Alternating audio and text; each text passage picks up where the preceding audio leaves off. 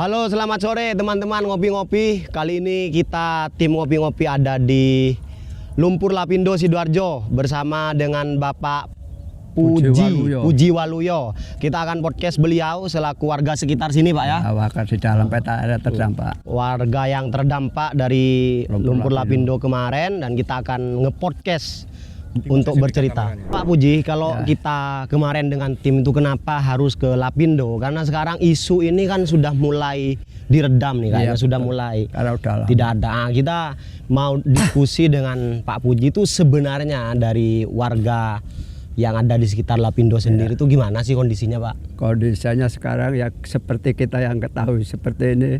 Pak Lapindo sekarang sudah sudah hampir 17 tahun, 29 Mei kemarin. 17 tahun, Pak. 17 tahun, 29 Mei kemarin. Sekarang kondisinya ya kalau menurut saya untuk penanggulannya sudah agak lumayan daripada dulu. Karena sekarang untuk air sekarang bisa dibuang ke Sungai Porong. Sekarang penyalurannya udah mulai ini, Pak. Tanggul-tanggul yang sering jebol sekarang sudah sering ditempel-tempel lagi. Jadi terus jalan raya yang dulu sering banjir sekarang udah dialirkan ke embun sebelah barat. Kemarin sempat ini ke jalan raya, Pak ya? Jalan raya sebelah sana. Itu kalau hujan banjir bisa setengah bulan, bisa 1 minggu. Nggak bisa jalan, baik mobil maupun sepeda. Sekarang udah dialirkan ke Embung Lusi sebelah barat. Sekarang sudah insya Allah udah aman. Terutama jalan raya sebelah tol lama. Berarti kemungkinan untuk bocor lagi ke fasilitas umum, ke jalan-jalan atau rumah warga di sekitar itu sudah minim sekarang, Pak ya, udah mulai baik. Terutama sebelah barat itu kalau untuk jebol mungkin agak kuat. Cuma yang sering rawan sebelah utara sana, Mas. Yang sering agak jebol, sering agak rawan jebol-jebol sebelah utara sana. Ini luas sekali, Pak ya. Kalau boleh tahu dari sampean berapa luas? Kurang hampir 1000 hektar lebih, Mas. Kurang 1000 hektar, Pak. Iya, kurang lebih segitu. Terus boleh dilihat di sana ya, teman-teman, itu ada asap apa tuh, Pak? Asap itu adalah pusat pengeboran dulu ya bersama Lapindo Berantas INC. Itulah pusat pengeboran dulu yang dinamakan pusat pengeboran Lapindo Berantas INC. Berarti di sana itu panas, berarti? Ya, Pak? Panas sekali. Dulu daerah situ daerah sawah, tapi daerah sekitarnya ada kampung, ada jalan tol, ada pabrik-pabrik, 25 pabrik yang tenggelam. 25 pabrik? Kurang lebih segitu. Jalan tol sebenarnya kurang lebih setengah kilo dari jalan tol sudah tenggelam sekitar 5 kilo lebih. Subhanallah. Kita termasuk di peta area terdampak Lapindo daerah makam. Istilahnya daerah pondok pesantren Yai Anas Aliobi yang sangat terkenal di daerah Porong ini. Berarti dulu ini pesantren, Pak ya? Makamnya masih ada. Iya. Dulu berarti sebelum kena Lapindo ini ada kehidupan pondok pesantren. Banyak. Tiap desa itu kalau nggak 2-3 pondok pesantren, salah satunya masih ada ya ini. Itu sekarang sudah dipindah berarti, Pak? Santri-santri udah? Kalau santrinya pindah dari sini sekitar 7 kilo. Ambil jalan kita, Pak? Ya. 7 kilo dari sini, Pak ya? Ke Kerembung. Pak, ini kalau boleh tahu ini apa nih, Pak? Air hujan sebagian dari pusatnya ini, Mas. Berarti bukan lumpur ini, Pak ya? Ya, ini lumpur bawahnya. Genangan ini, di bawahnya lumpur, ini? Ya. Cuma ini kan campuran ada air. Mengerikan sekali. Iya, betul. Kalau kita bayangkan mungkin masjid lantai 2 tahun 2015 sudah nggak kelihatan. Berarti ini lumpur di bawah, iya. Pak ya? Innalillah. Pak, gimana Pak sekarang potensi untuk lumpur ini apa masih Pak ya? Sumbernya masih keluar terus? Kalau sumbernya dari dulu nggak pernah berhenti, cuma nggak pernah berhenti sampai sekarang. Ya sampai sekarang, cuma sumbernya dulu tidak separah dulu, agak mereda sedikit. Cuma kita kan nggak pernah berhenti totalnya kapan kita kan nggak tahu, Mas. Ya, karena sudah 11 tahun.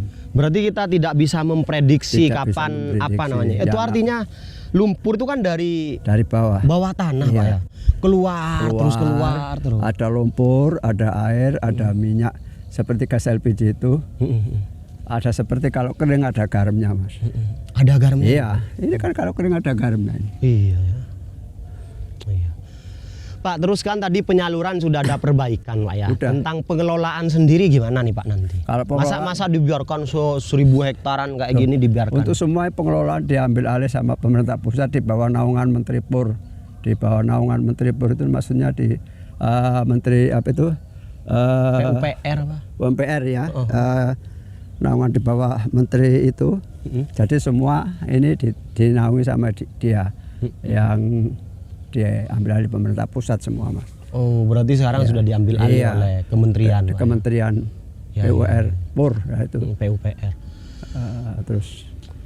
Oke, luar biasa ini sekali. Teman-teman, ini sudah sekitar jam 5:30 ya Pak. Sayang kita datangnya agak telat. Kalau kita nggak telat, bisa keliling 1 jam 2 jam. Cuma waktunya emang Cak Son pernah. Berarti kalau keliling pakai sepeda untuk selesai semua lumpur ini menghabiskan tergantung sekitar tergantung kita kalau kita nggak berhenti sama sekali bisa setengah jam.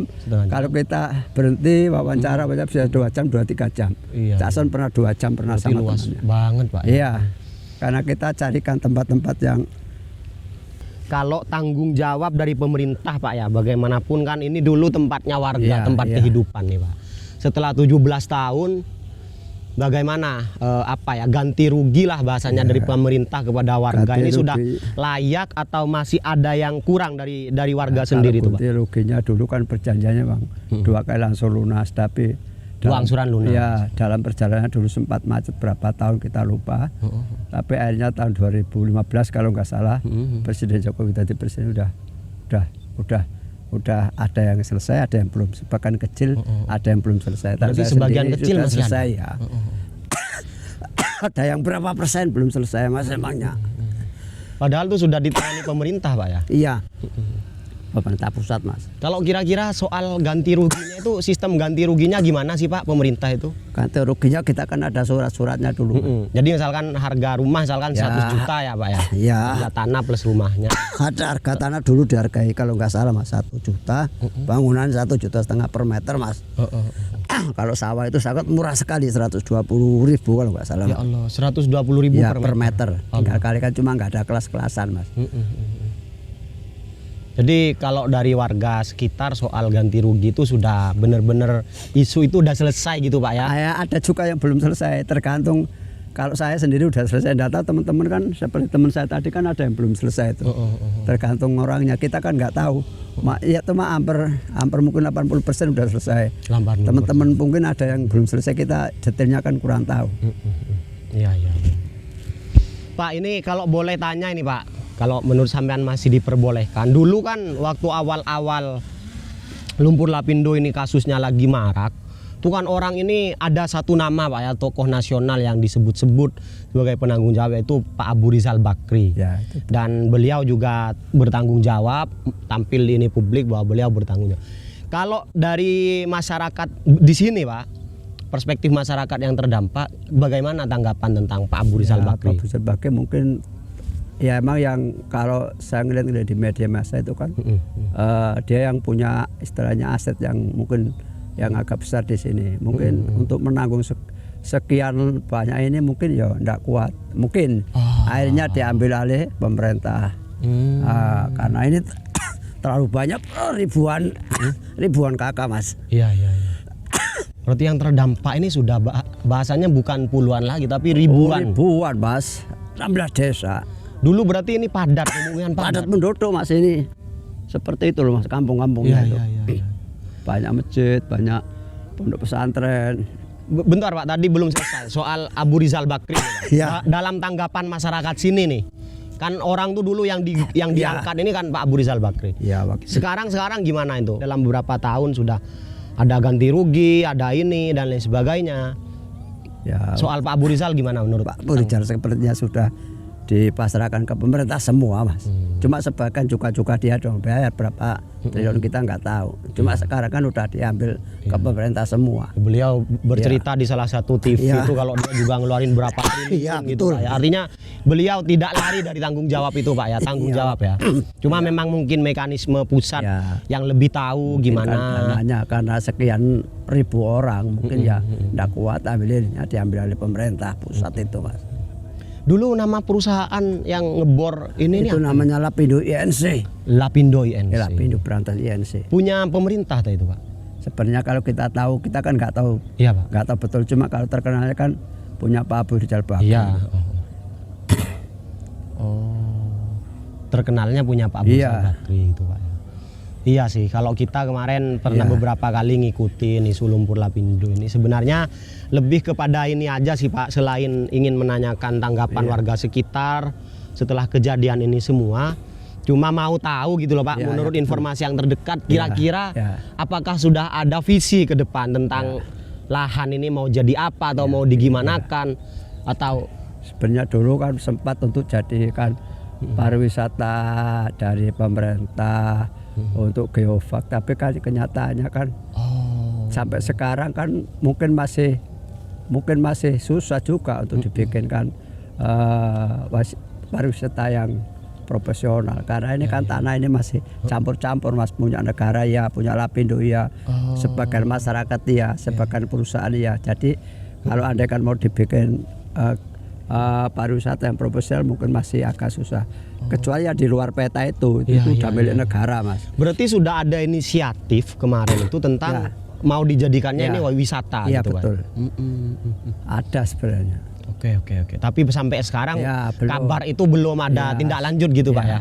Ini dikelola. Ini semua dikelola sama warga korban sini. Baik namanya yang portal, yang ojek, seperti saya kan jasa ojek. Ya. Itu namanya portal Mas. Portal Itu yang tadi kita berhenti itu ya, Pak. namanya portal.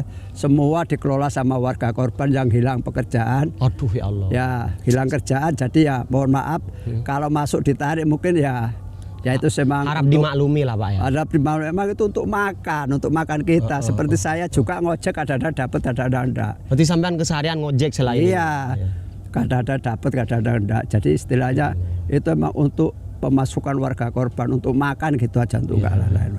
Pak, saya lihat tadi ada priwet ada orang foto-foto itu, maksudnya lumayan rame nggak Pak pengunjung yang Ya. datang ke sini tuh? Kalau private gitu kan saya nggak dapat, yang dapat mungkin yang portalnya itu Mas. Saya kalau nggak ngojek biasa kan nggak dapat Mas. Iya. Saya ya kalau ngojek barusan dapat uang. Kalau dulu ada jual kaset, ada tukang foto, pemasukan kita. Sekarang kita nggak ada sama sekali, tinggal ngojeknya aja. Kalau nggak ngojek berarti kadang-kadang ya nggak dapat. Kasetnya sudah nggak berlaku sekarang Mas. Pak, terakhir nih Pak, Ya, sampean mewakili, saya mau menanyakan sampean mewakili warga sekitar sini. Kalau keinginan sampean sendiri sebagai warga lokal yang pernah terdampak Lapindo, apa Pak? Setelah sampean terdampak, Ya. sudah akhirnya sampean jadi tukang ojek kayak gini, harapan sampean apa Pak? ya harapan kita supaya kemajuan lebih baik. Walaupun kita nggak nikmati, mungkin anak cucu kita menikmati untuk kedepannya, baik bekerjanya di sini maupun untuk wisata, untuk apa.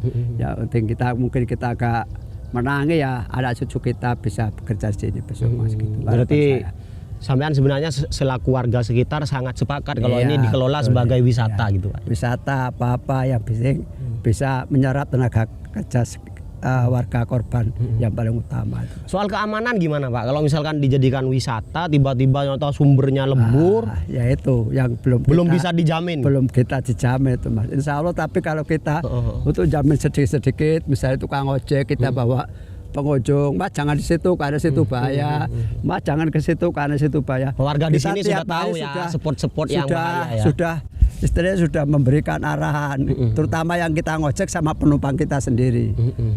Kalau kita bukan penumpang kita, kadang-kadang kita kasih tahu, jangan di situ, itu lembek, terutama kalau musim hujan Mas. Terutama kalau musim hujan itu kan sering becek, sering lembek, sering orang terpleset ya. Iya, bahaya Itu banget, kalau Pak. hujan becek semua Mas. Pak, kalau misalkan ada Pak ya, ada kecelakaan nih, terus orang masuk ke sana yang terjadi apa Pak?